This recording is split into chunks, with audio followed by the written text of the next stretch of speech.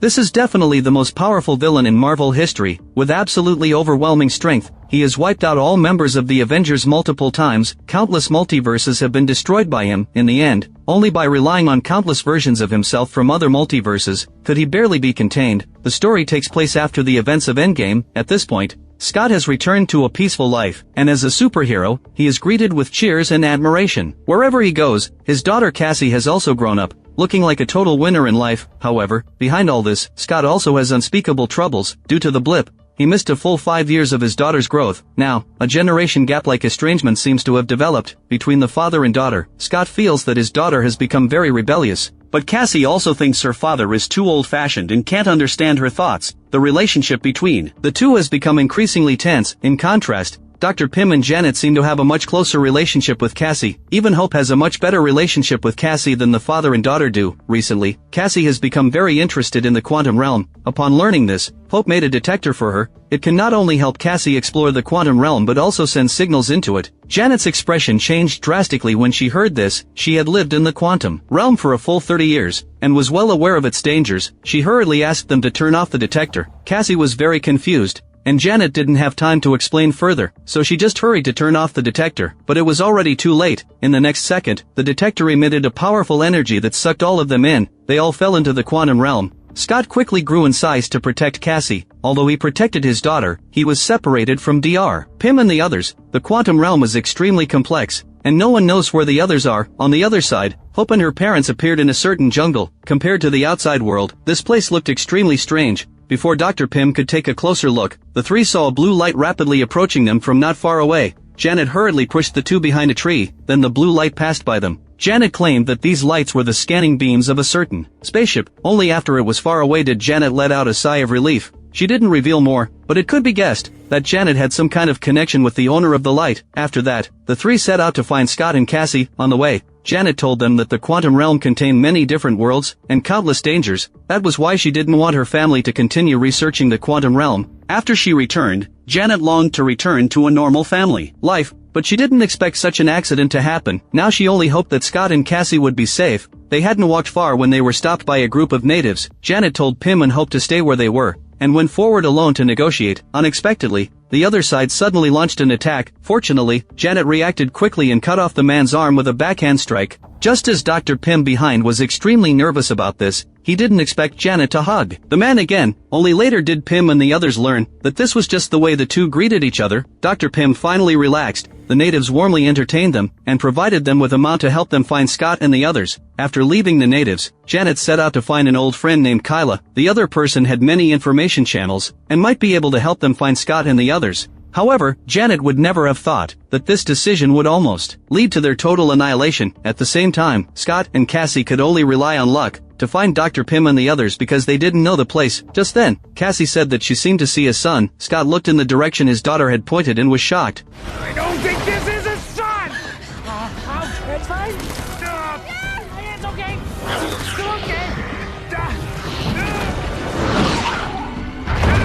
Before the father and daughter could catch their breath, new dangers came one after another. A creature that looked like a tongue attacked the two. Just then, a figure with an energy cannon for a head stepped in and saved them. The inhabitants of the quantum realm have extremely random appearances. Soon, more strange inhabitants surrounded Scott and Cassie. Before long, the two were captured alive. The father and daughter were taken back to the inhabitants' village. After drinking a strange red liquid, Scott was shocked to find that he could understand the inhabitants' language. From this, he learned that the red substance was the waste of a nearby jelly-like creature. As soon as Scott complained a few times in his mind, a nearby inhabitant with telepathic abilities heard him. This made the atmosphere at the scene extremely awkward. The inhabitants didn't want to harm Scott and Cassie. Instead, they asked where the two came from and what their purpose was. Scott truthfully told them about their experience of traveling from Earth. When they heard that the two were from Earth, all the inhabitants were surprised. At this moment, a female warrior named Zatara stepped forward to explain to them. She told them that all people from Earth would be captured by the Conqueror. Meanwhile, Janet and the other two had arrived at a certain base. Dr. Pym was extremely shocked by everything here. He had never imagined that within the quantum realm,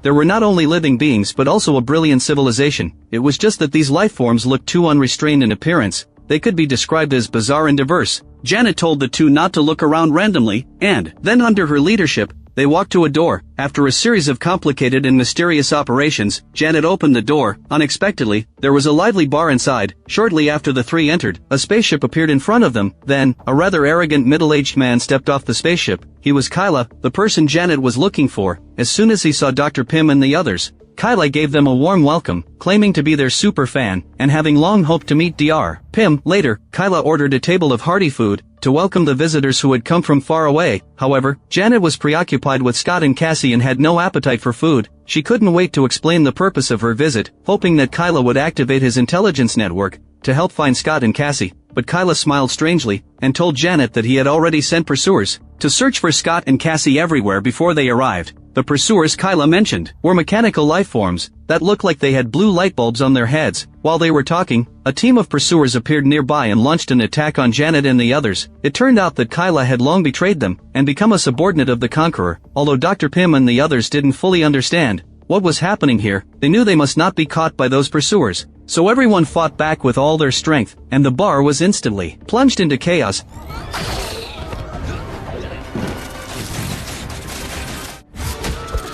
At this point, the area was surrounded by Kyla's men, and the only way for them to escape was to seize Kyla's spaceship. Pym covered Janet, helping her board the spaceship successfully. Then Pym threw Pym particles to enlarge the creature in the wineglass, using it to hold Kyla and the others back. Amid the chaos, the three successfully took control of Kyla's spaceship. However, neither Pym nor Hope had ever used the control panel of a spaceship from the quantum realm. Fortunately, with Janet's guidance, they managed to start the spaceship and escape. The scene shifts back to Scott. From the natives, the father and daughter learn that the Conqueror is a brutal man from Earth. He destroyed the natives' home, forcing them to wander here. Upon hearing this, Cassie was filled with anger. Her inner superhero spirit surged, and she immediately decided to stay and help the natives fight the Conqueror. Seeing his daughter act so recklessly, Scott quickly pulled her aside. Scott believed that since they didn't understand the situation here, rushing to get involved might lead to negative consequences. Furthermore, this matter wasn't within their responsibility, so Scott didn't want to get too involved.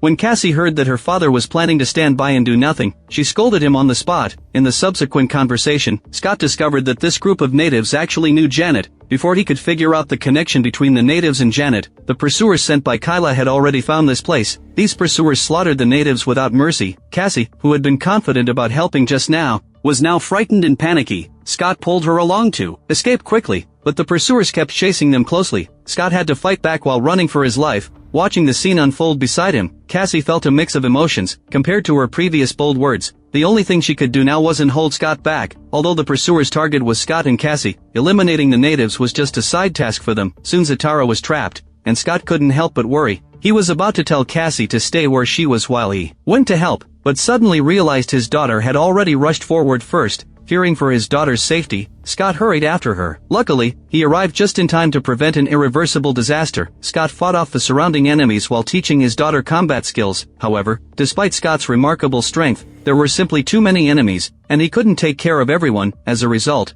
the female warrior Zatara was captured by the pursuers. Just as he was about to go rescue her, an ugly robot stood in front of Scott and Cassie. The robot claimed to be Scott's archenemy, but Scott had no memory of him. The robot, flustered and exasperated, opened its mask, revealing a familiar face. It was Darren, the villain from the first Ant-Man movie. According to Darren, he had been shrunk by Scott and the others, and fell into the quantum realm back then. Here, he met the Conqueror. Forced by the Conqueror's power, Darren had to submit to him. In the end, he was transformed into his current state. After learning the truth, both Scott and Cassie were shocked. Darren vented all the anger he had bottled up over the years on the two of them. In the end, Scott and Cassie were both defeated and locked in a cell along with the natives. Darren mocked them triumphantly, and only then did they learn that it was because Cassie had continuously sent signals into the quantum realm earlier, that they had been alerted to Scott and the others' arrival in advance. Realizing that she was the one who had endangered everyone, Cassie couldn't help but feel dazed. At the same time, Hope, who had escaped from Kyla, questioned Janet about what else she was hiding from them. Janet hesitated and refused to say more,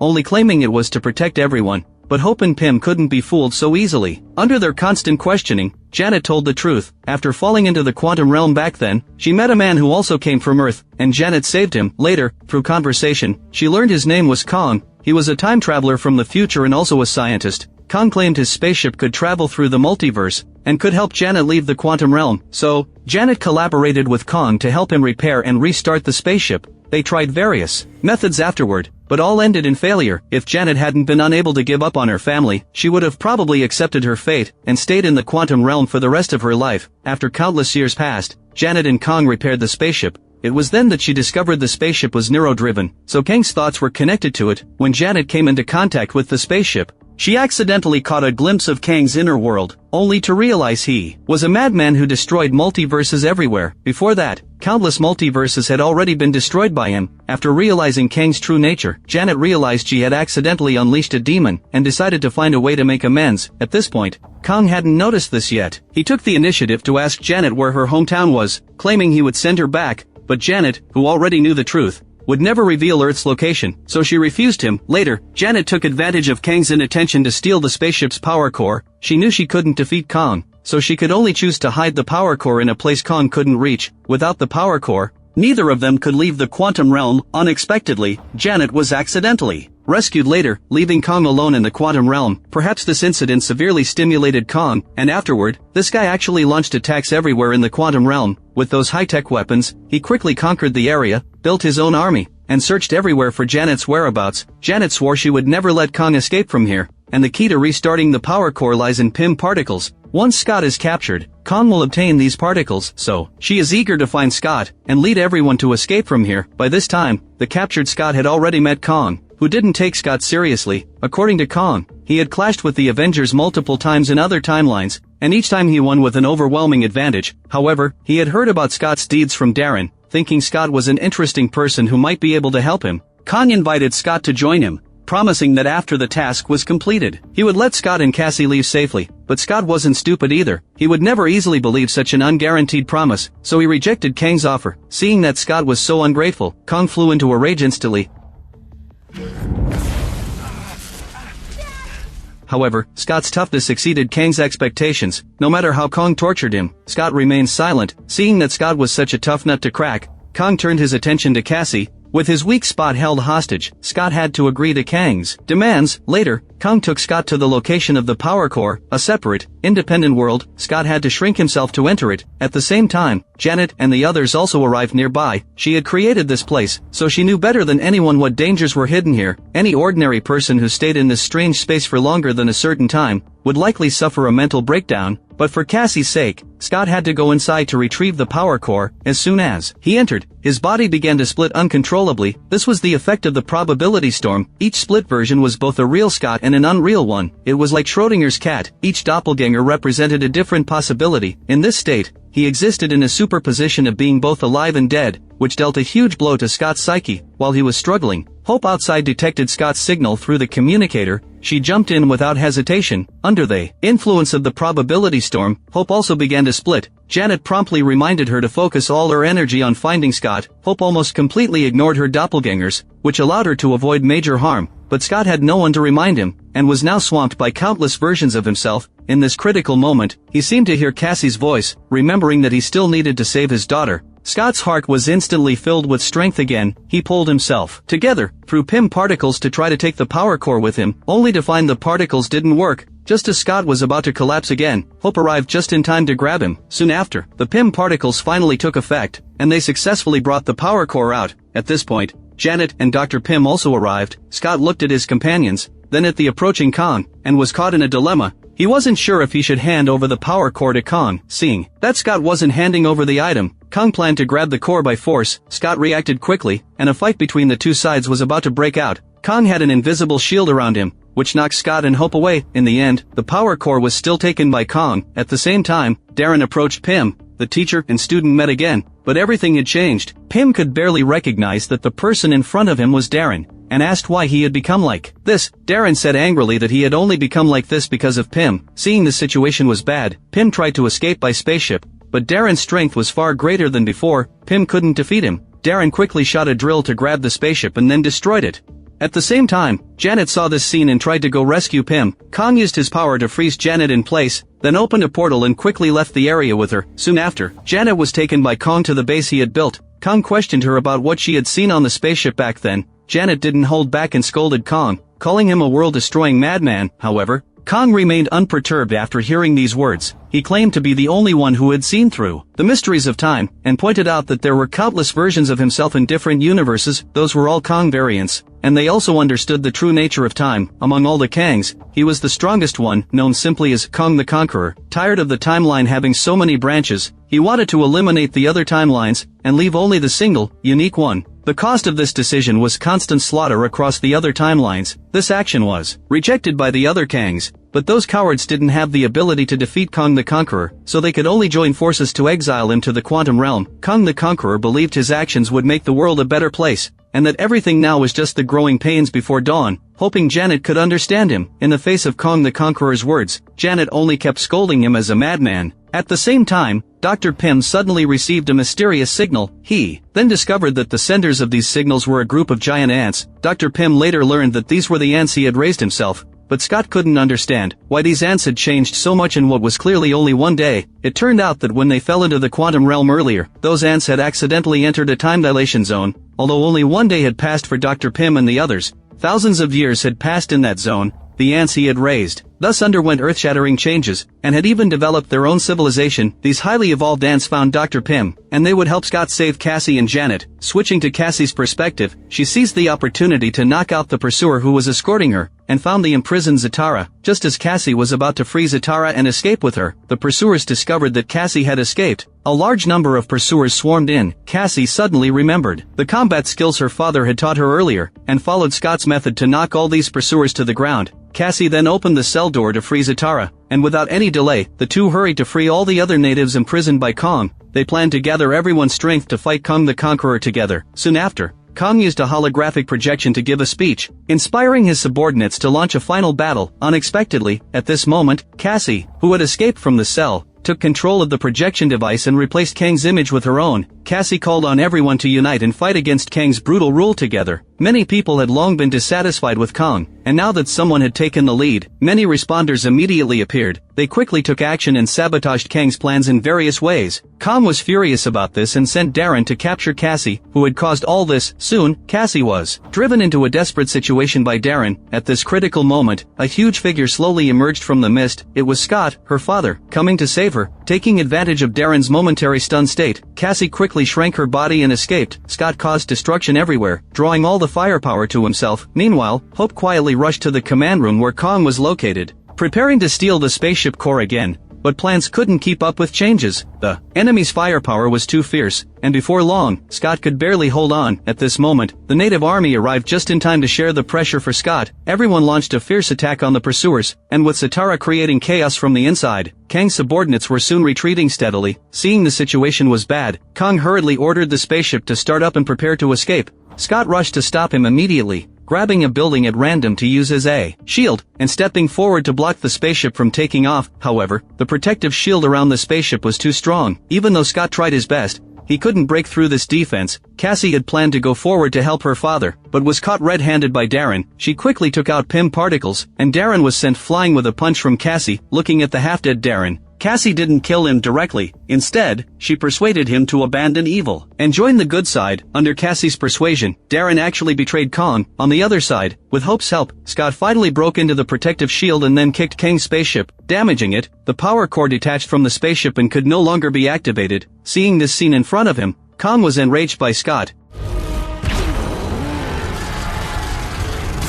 The native army was severely defeated on the spot. They were no match for Kong. Before long, only Hope and the father-daughter pair of Scott and Cassie remained standing in front of Kong. Seeing that these three still dared to stop him, Kong showed no mercy and knocked Scott flying. Hope and Cassie were also completely outmatched and beaten. The three of them used all their strength and were exhausted, yet Kong was almost unharmed. Just then, Dr. Pym arrived with his army of ants. The overwhelming army of ants instantly engulfed the entire base. They feared no sacrifice and charged at Kong recklessly, their evolved mouthparts not at Kang's energy shield, creating sparks. Even so, they still couldn't break through Kang's shield. Just as everyone was about to fall into despair again, the turned Darren suddenly joined the siege. This was like the last straw that broke the camel's back. Kang's shield could no longer hold, but Darren sacrificed himself in the process. After that, Kong the Conqueror was swarmed by countless ants. By this time, Janet had already repaired the power core. Just as she was about to leave with her family, she never expected Kong to still be alive. He grabbed Scott, planning to take his place and go through the portal, but Scott risked his life to stop him. After that battle, both of their energy was already exhausted, and now they could only fight with primitive hand-to-hand combat.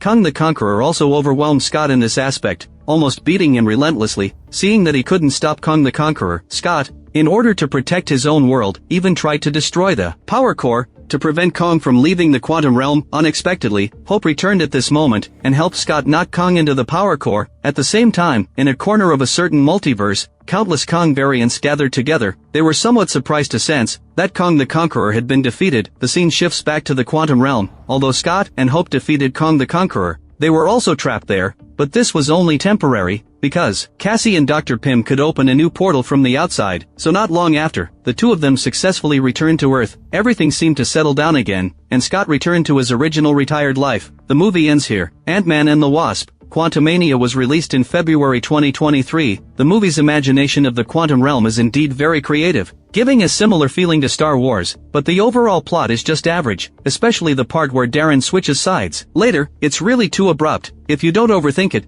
it's a decent action movie. That's it for today's video. Thank you all for watching. Your likes, comments, and subscriptions are the best encouragement for us. See you in the next video.